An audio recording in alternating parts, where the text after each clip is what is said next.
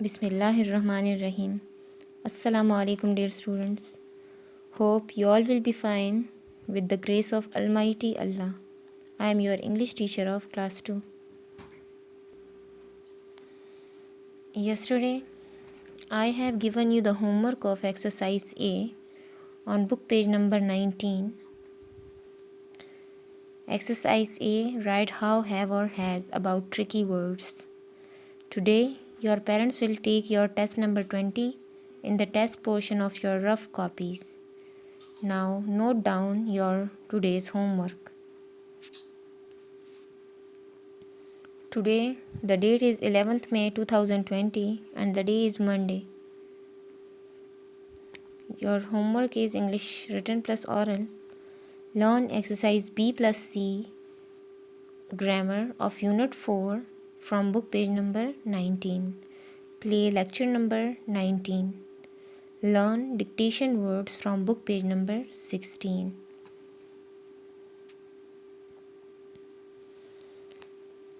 Your today's homework is in exercise B and C of grammar on book page number 19. Exercise B, zoo or form, it's all on your choice. Exercise C is listen and spell 10 dictation words. You have to learn these 10 dictation words from book page number 16. These are the 10 dictation words of unit 4. Unit 4, frogs. The first dictation word is frogs, mendak, damp, numb, pools, तालाब, lakes, झीलें, sticky, चिपकने वाली, चिपचिपी, insects, कीड़े मकोड़े, funny, मज़ा का has या मज़ाहिया, cracks, टूट फूट जाना, ठीक है, दरारें, peels off, छीलना, and geese, हंस. These are the 10 dictation words. Learn them properly. Now we are moving towards our today's lecture. Open book page number 32. Our today's lecture is on book page number 32, unit 7, grammar. Exercise A, write did, do or does. It's about tricky words. Tricky words means अनोखे अल्फाज. Some words ask questions. कुछ अल्फाज सवालात पूछते हैं. हम इसी तरह की 2 एक्सरसाइजेज इससे पहले यूनिट्स में कर चुके हैं. Now we have these 3 words, these 3 tricky words, did, do and does. These 3 words are helping verbs, okay? Auxiliary verbs or helping verbs. Dear students, the questions which start from helping verbs, they are very simple to answer. They are answered in yes or no. Students, इससे पहले जो tricky words हैं हम उसमें बात कर चुके हैं कि जो क्वेश्चंस, जो सवालात हेल्पिंग वर्ब्स से शुरू होते हैं तो उनका जवाब देना बहुत आसान होता है. हम उसका जवाब सिर्फ येस और नो में दे सकते हैं. तो यहाँ पर जो हमारे पास ये 10 क्वेश्चंस हैं ये सारे डू, डिड और डस से शुरू हो रहे हैं. तो मतलब इन सब का आंसर हम येस और नो में भी दे सकते हैं. Dear students, as we have talked about that did, do and does are helping verbs, हम बात कर चुके हैं इसके बारे में कि did, do और does जो है ये helping verbs हैं. ठीक है, helping verbs हैं. कौन से टेंस के, मैं आपको सिंपल बता दूं. टेंस के बारे में डिटेल में आप क्लास 3 से पढ़ना शुरू करेंगे. टेंस कहते हैं टाइम को. ठीक है, हमारे पास जो एक प्रेजेंट टेंस होता है मतलब जिसमें हम हाल के बारे में बात करते हैं, जो काम हो रहा होता है. ठीक है, फॉर एग्ज़ाम्पल क्लास 2, आप क्लास 2 में हैं, क्लास 2 आपका प्रेजेंट है. ठीक है, एक होता है पास्ट टेंस मतलब माजी, जिसमें काम हो चुका होता है. फॉर एग्ज़ाम्पल आप लोग क्लास 1 से प्रमोट होकर क्लास 2 में आए हैं तो क्लास 2 आपका प्रेजेंट है और क्लास 1 आपका पास्ट था, वो गुज़र चुका है, ठीक है। और थर्ड टेंस जो है वो फ्यूचर टेंस होता है, जो आने वाला होता है, ठीक है। उसमें ज़माने मुस्तकबिल उसको कहते हैं। उसमें जो काम होने वाला होता है हम उसकी बात करते हैं। जिस तरह क्लास 2 आपका प्रेजेंट है, क्लास 1 आपका पास्ट था और क्लास 3 आपका फ्यूचर होगा, ठीक है। तो हमारे पास ये 3 टेंसेस हैं।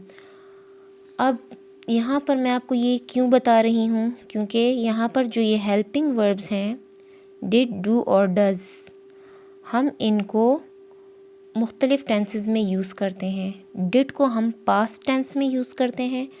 डिड हेल्पिंग वर्ब है, हम इसको कहाँ पर लगाते हैं, हम इसको उस सेंटेंस में लगाते हैं जिस सेंटेंस में हम बात कर रहे हों पास्ट के बारे में, जो काम हो चुका होता है उसके बारे में। जब हम बात करते हैं तो हम डिड लगाते हैं। फॉर एग्ज़ाम्पल, डिड मम गिव यू दैट, क्या ये तुम्हें अम्मी ने दिया। देखें, इस बॉय के हैंड में केक है, ठीक है, और ये गर्ल उससे पूछ रही कि क्या ये तुम्हें अम्मी ने दिया, ठीक है। तो इसमें ये काम हो चुका है। Now we have do and does. ये डू और डज जो हैं ये भी हेल्पिंग वर्ब्स हैं, और ये हेल्पिंग वर्ब्स हैं प्रेजेंट टेंस के। इसमें काम हो रहा होता है, ठीक है, कंप्लीट नहीं हुआ होता। डू यू लाइक इट, क्या तुम इसको पसंद करते हो। इसमें देखें, ये बॉय आइसक्रीम खा रहा है और ये गर्ल उससे पूछ रही है डू यू लाइक इट, क्या तुम इसे पसंद करते हो। मतलब ये आइसक्रीम अभी फिनिश नहीं हुई है, वो इससे इसी आइसक्रीम के बारे में पूछ रही है, डू यू लाइक इट, क्या तुम इसे पसंद करते हो। और यहाँ पर देखें डज़ इट फिट, क्या ये ठीक है, ठीक है। यहाँ पर देखें, ये एक शॉप है, हैंगर से ये कपड़े ये गर्ल चेक कर रही है और ये दूसरी उससे पूछ रही है कि डज़ इट फिट, क्या ये ठीक है, मतलब ये नाप वगैरह में ये ठीक है। अब आपके जहन में ये क्वेश्चन आएगा कि यहाँ पर डिड पास्ट टेंस का जो हेल्पिंग वर्ब है एक है, ठीक है, और यहाँ पर 2 हैं। तो यहाँ पर जो डिड है पास्ट टेंस में हम हर जगह पर यही डिड यूज़ करेंगे, ठीक है, हेल्पिंग वर्ब। और यहाँ पर डू और डस के लिए मैं आपको एक्सप्लेन करती हूँ। डियर स्टूडेंट्स, डू और डज हेल्पिंग वर्ब्स हैं हमारे पास प्रेजेंट टेंस के, सिंपल प्रेजेंट टेंस के। डू हम लगाएंगे उन सेंटेंसेस के स्टार्ट में जो स्टार्ट होते हैं आई से, वी से, दे से, यू से या प्लूरल नाउन से, ठीक है। तो उन सेंटेंसेस के स्टार्ट में हम लोग डू लगाएंगे क्वेश्चंस बनाने के लिए। और डज जो है हम उन सेंटेंसेस के स्टार्ट में लगाएंगे जो स्टार्ट होते हैं ही से, शी से, इट या सिंगुलर नाउन से, ठीक है।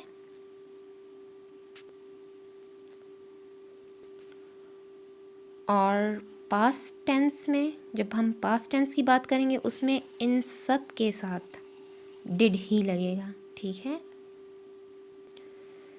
Dear students, do is common for forming questions. Do बहुत आम है, हम ज़्यादातर जब क्वेश्चंस बनाते हैं वहाँ पर डू लगता है। And did is used for do and does in the past tense, ठीक है। डू एंड डज को हम जहाँ पर लगाते हैं जब हम पास्ट टेंस में बात करेंगे उसकी, तो वहाँ पर हम डिड लगाएंगे। Do and does is never used for the past, क्योंकि पास्ट टेंस में डू और डज यूज़ नहीं होता। अब हम आते हैं एक्सरसाइज की तरफ। पहले आप लोग देख लें कि इसमें कौन से सेंटेंसेस जो हैं वो पास्ट के बारे में हैं। पास्ट टेंस मीन्स वो सेंटेंसेस, वो जुमले जिसमें काम कंप्लीट हो गया है, काम मुकम्मल हो गया है, ठीक है। Here we have 3 sentences in the past tense, this second, fourth and sixth. Dash you fall in the yard, dash you fall in the yard, क्या आप सहन में गिरे, मतलब ये काम हो गया है या आप लोग या आप कल गिरे होंगे, यस्टरडे या डे बिफोर यस्टरडे या उससे भी पहले, ठीक है, मतलब ये काम हो गया है। Did you fall in the yard, क्या तुम सहन में गिरे। The fourth one is dash I give it to you, क्या ये मैंने तुम्हें दिया, क्या ये मैंने तुम्हें दिया। Did I give it to you, क्या ये मैंने तुम्हें दिया, ठीक है। इसमें भी सेंटेंस, इस सेंटेंस में भी ये काम हो चुका है, मतलब ये चीज़ आपने पहले इसको दी है और अब आप भूल गई हैं, उससे पूछ रही हैं, ठीक है। Did I give it to you, क्या ये मैंने तुम्हें दिया। The sixth one is also in the past tense, dash you buy them in the shop, क्या तुमने इनको दुकान में ख़रीदा। किसी चीज़ के बारे में आप उससे पूछ रही हैं। Did you buy them in the shop, क्या तुमने इनको दुकान में ख़रीदा। डियर स्टूडेंट्स, हमारे पास इस एक्सरसाइज में ये 3 सेंटेंसेस पास्ट में हैं, ठीक है। ये तीनों जो हैं इसमें काम पूरा हो चुका है। अब हमारे पास ये जो जुमले हैं, ये जो सेंटेंसेस हैं, ये डू और डस के बारे में है। मैंने आपको इसकी पहचान बता दी है, ठीक है, कि जो सेंटेंसेस स्टार्ट होते हैं आई, वी, दे, यू और प्लूरल नाउन से, तो वहाँ पर आप लोग लगाएंगे डू, ठीक है। अब आप देखें यहाँ पर ये सेंटेंस स्टार्ट हो रहा है यू से, तो आप लोग क्या लगाएंगे, डू। क्या लगाएंगे, do. Do you like sweets, क्या आप पसंद करते हैं स्वीट्स, मीठे को, मिठाइयों को, ठीक है। कैंडीज़ के लिए भी आप यूज़ कर सकते हैं, स्वीट्स मतलब मीठी चीज़ें, मिठाइयाँ वगैरह। डू यू लाइक स्वीट्स, क्या आप पसंद करते हैं मीठे को। ये डू और डज़ जहाँ पर आता है वहाँ पर ता है, ती है, ते हैं लगता है उस सेंटेंस में। उर्दू में जब हम बोलते हैं तो उसकी पहचान ता है, ती है, ते हैं वगैरह होती है। अब जैसे आप यहाँ पर देख लें, डू यू लाइक स्वीट्स, क्या आप पसंद करते हैं मिठाई को। अब यहाँ पर देख लें, dash the coat fit you, क्या कोट तुम्हें ठीक आता है। मतलब ये नाप की बात हो रही है कि आप वो इसको कोई दर्जी कोट ट्राई करने को दे रहा है कि क्या ये आपको फिट होता है, क्या ये आपको पहनने में ठीक है, ठीक है, आपको ठीक आता है। नाप की बात हो रही है। तो आप ज़रा देखें यहाँ पर जो द कोट है ये क्या है, ये सिंगुलर नाउन है, ठीक है। द कोट एक कोट है ना, यहाँ पर देखें सिंगुलर नाउन, सिंगुलर नाउन के साथ क्या लगेगा, does, right, does. Does the coat fit you, क्या कोट आपको ठीक आता है, ठीक है, पहनने की बात हो रही है। The fourth one is in the past tense, we have written it. The fifth one is dash you have a dog, क्या आपके पास एक कुत्ता है। आप ज़रा इस डैश के बाद देखें क्या है, यू, हेयर यू, यू के साथ क्या लगेगा, do. Do you have a dog, क्या आपके पास एक कुत्ता है। Now on the other side, the sixth one is in the past tense, we have written it. The seventh one is dash the teacher know, क्या उस्ताद या उस्तानी, क्या उस्ताद जानता है या उस्तानी जानती है। The teacher is a singular noun, singular noun, so we will write does over here. Does the teacher know, क्या उस्ताद या उस्तानी जानती है या जानता है। The eighth one is dash you like it, क्या आप इसको पसंद करते हैं, क्या आप इसको पसंद करते हो। You, you, we will write with you what, do. Do you like it, क्या आप इसको पसंद करते हो। Ninth is dash the children know, क्या बच्चे जानते हैं। The children is plural noun, ठीक है, बच्चे, child is singular, the children is plural, so with plural noun we will write do. Do the children know, क्या बच्चे जानते हैं।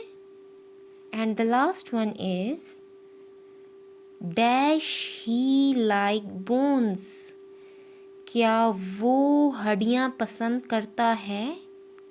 किसी डॉगी की बात हो रही है, ठीक है। क्या वो हड्डियाँ पसंद करता है? ही।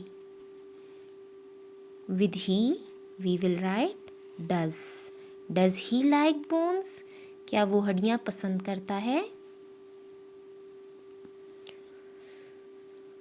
Hope you all have understood. उम्मीद है आपको समझ आई होगी. We have done this exercise A. We will do exercise B and C in the next lecture, in the next video. Inshallah. Thank you. Allah Hafiz.